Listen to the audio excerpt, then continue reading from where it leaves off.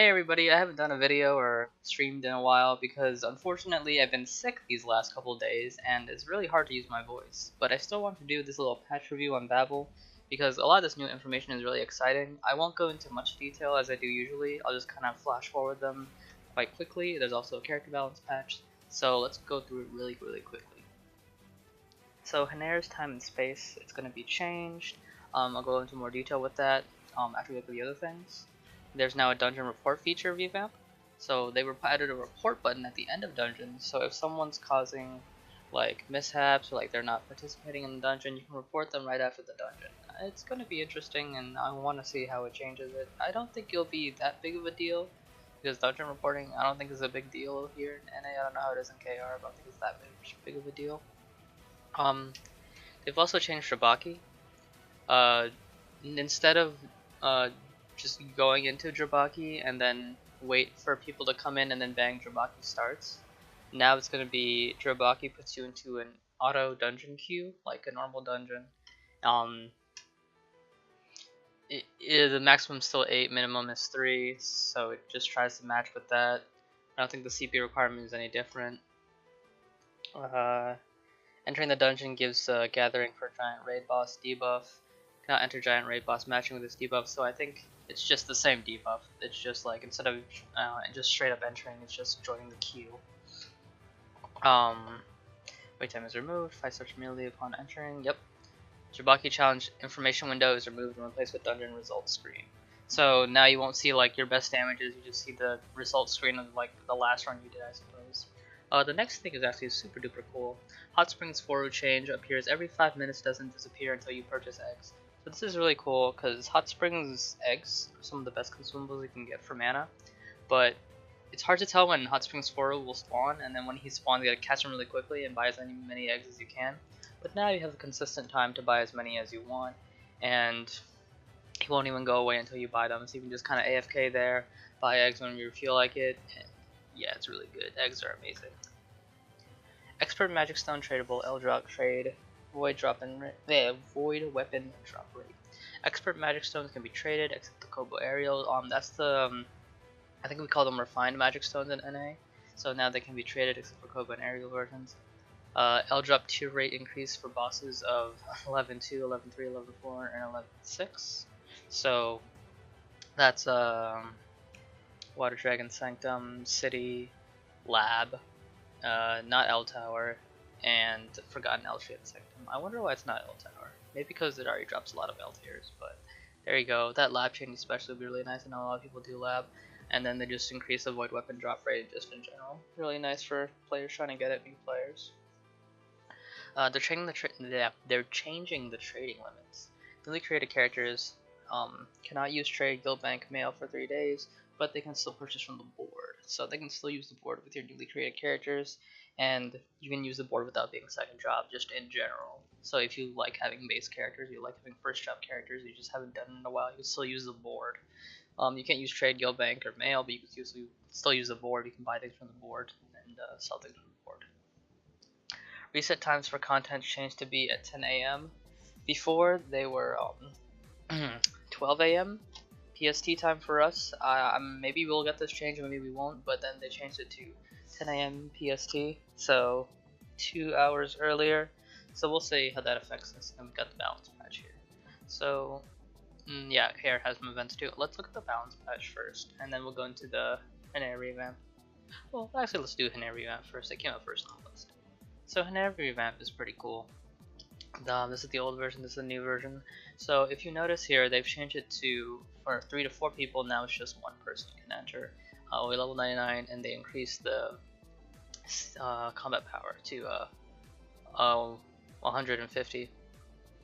This is the same as Jabaki, I think? Yeah. So the graph seems a bit weird, but yeah, you can only enter with 1 person, combat level. Stage amount, there's 20 stages in the normal version. In the challenge version, there's 6 stages. You can enter a limited amount of times. There's no stamina cost. The word is sent to your mail, so this is what you get. So for 20 stages, you get 1, 2, 3, 4, 5, 6, 7. Then the challenge multiplier has 6 stages. If you clear these 3, you get 10, 12, 15, 120. I think this adds up to about 150. Please correct me if I'm wrong, but I think this adds up to 150 total. The biggest change is the entry condition. Henir can only be soloed like Fusion Theory. Yep, stage amount is different. You enter a limited amount of times at revamp, but not contain ED or ED. I'm not sure where it says it, but I think you can only obtain these rewards once per week. So once you obtain them in that week, you can't obtain them anywhere else. I mean, any time else. So 150 for just the week, and we'll see the rewards you can get from these. It's pretty good stuff, really good stuff. So they're gonna give you Henir specific potions when you go into Henir. You get 10 of the HP ones, 10 mana, 3 water, and 3 wind. And these are the only ones you can use.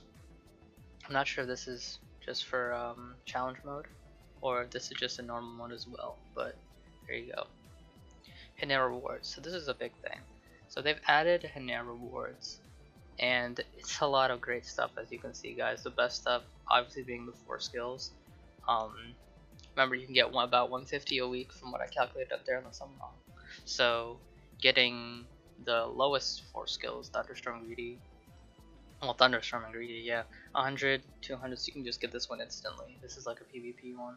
So I don't know if he lists what they do. Oh yeah, he does right here. Okay, cool. So yep. So you can calculate what you want to do to get what you need. Fog of Death up here, we can 1500. So some really cool stuff. This, which is 4 skill Evolution Stone, which I assume changes a 4 skill from normal to elite, and then from elite to unique if you use this amount of rewards. I wonder if it's 100% rate. Maybe it is, but maybe it isn't. Maybe it's like a random chance, like, oh, random chance to upgrade it to elite. If it doesn't work, oh, it didn't work. But maybe it isn't, maybe it's confirmed. But it's so nice to see, like, just 4 skills just being here. Fog of Death, I wanted some Fog of Death for so long. Now I can just get it confirmed, and it's with Henir. I've usually hated Henir, but now there's a reason to do Henir. It's really cool, really cool. But yeah, all these 4 skills are really cool. And you know, you got like a drop rate medal, Jabaki reset, some potions here, but this is like the big boys, the 4 skills. So yeah, these are the 3 new 4 skills. We got Thunderstorm, summons a lightning. When summons lightning, the target is stunned for 2 seconds. I'm not sure if this is fully translated or the translation I read earlier is different, but I read a translation earlier from the website using like Google Translate, and it said when you roll, it summons lightning and the target is stunned for 2 seconds. Like when you roll off the ground after being knocked down, which is definitely a PvP thing. But here it just says summons lightning, so we'll see when KR gets this when someone shows it off, but this definitely seems like a PvP thing. Greedy is just drop rate increase. Additional drop rate increases as combat level increases. So this is super duper cool. Straight up just getting drop rate just for being really strong. And I wonder if this is to encourage people not to do drop rate ERP, because this is additional drop rate increases as combat level increases. I wonder if you can increase your combat level enough that you don't need the item drop rate for your ERP. You can put it into something else, or maybe you can still keep it high and still have that high ERP. Like if you get, maybe it's another reason to get a high ERP. You can get some damage, and you can get like more drop with Greedy. We'll see how much Greedy's values changes, and obviously if you can upgrade the normal Greedy into like elite and unique Greedy, how much more you'll get. But this is really cool, and I like that it encourages you to be really strong, as you and gives you more drop for it, because stronger people usually are grinding more. So giving them more drop rate, I think, is a very nice system. Eroding Aura, max MP increased permanently. When not in combat, recovers MP per second, but HP decreases per second. This is really cool. Seems like a passive. Getting max MP is super nice. Recovering MP when you're not doing anything, but decreasing HP as a Nova Imperator just sounds amazing, and I would love that. Just increasing max MP is great in dungeons too, and might be pretty good in PvP. So all 3 of these sound amazing, guys, and Eroding Aura is only 200, honestly, and same with Greedy is only 200. So if I was right in the numbers, and Henir gives you 150 a week, that's like only 2 weeks to get what I would argue as some of the best stuff already. So Eroding Aura and Greedy, guys, you know, pay attention to those, and Thunderstorm too if you're a PvP person. I can be a PvP person myself, so I'm probably gonna get Thunderstorm, Greedy, and Aura. I'll probably get Greedy first, and then Aura, and then Thunderstorm. But we'll see. And we got a teaser for the new boss. So I'm assuming this new boss will be the final stage. of the challenge mode, maybe even the normal mode. It looks kind of small though, but maybe just the outline looks weird. But yeah, that's the Henir revamp. Honestly, like I said a little bit earlier, I'm not a big fan of Henir, but these new changes, I can get down with this. I can definitely get down with this. Changing, oh yeah, by the way, Henir gear is completely gone. They're completely removing it. I think there's a notice here somewhere that they're completely removing. Yeah, all rewards removed, reward material exchange removed, and it says nothing about gear here. So Henir gear is going bye-bye, which is fine. El Reno gear is great. Hero gear is easy to get and really good. So Henir is for 4 skills. That is the thing. And welcome change, in my opinion. Very welcome change to have this for 4 skills. You can only do it once a week. I'm not sure if it says it here, but I read earlier you can only do it once a week to get all these rewards, and it makes sense, about 150 a week. That's a decent rate for all these amazing things. I don't know if they're bank shareable, I don't know if they're sellable, anything like that. I doubt it, because I feel like then it would be too abusable, like New Gated Darkness was. Everybody finished that within like 1 to 2 days. So I think this would be a nice thing to kind of work on, like once a week, like, oh, let's do Henirs.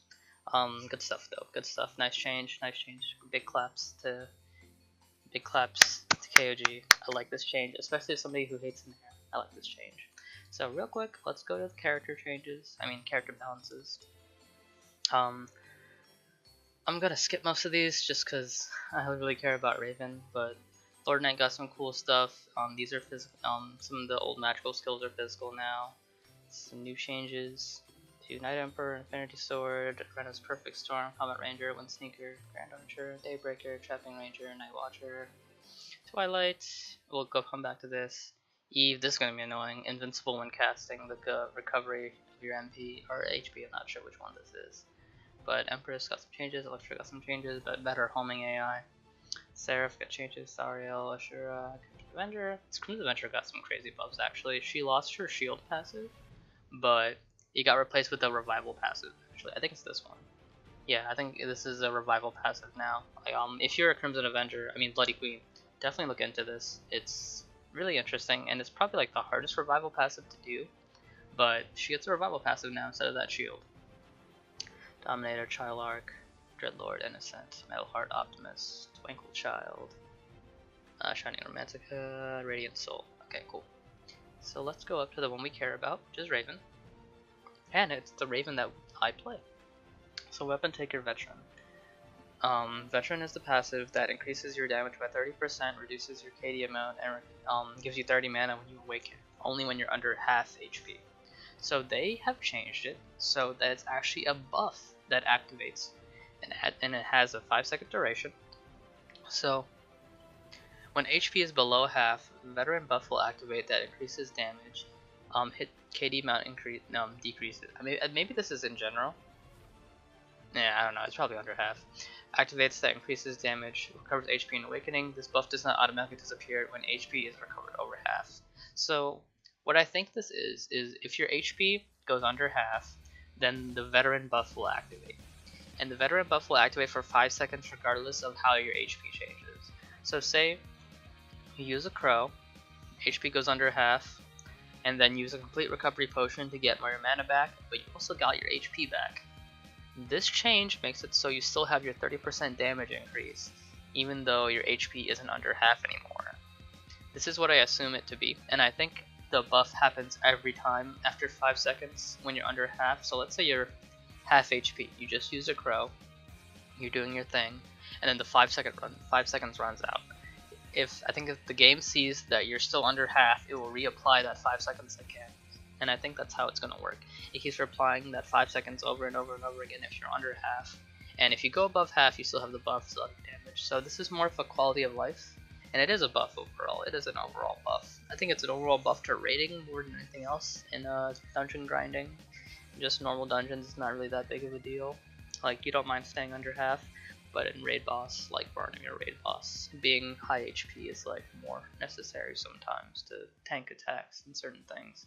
So this is very nice. It helps November raiders be a little bit more safe. From what I am assuming it to be, if it's only 5 seconds and you're still under half and you don't go to, like if you're still 50% HP and the 5 seconds runs out and you lose this buff, that'd be really annoying, but I don't think that's what it is. I think it keeps it reapplying over and over and over again if you're still under half. So, very nice changes, very nice. And there we go, guys. That's all there is to say. The big all-star here, I think, is, again, Henir. All these changes, I'm just going to end up on this list right here of all these 4 skills you guys can get. Very, very well welcome changes.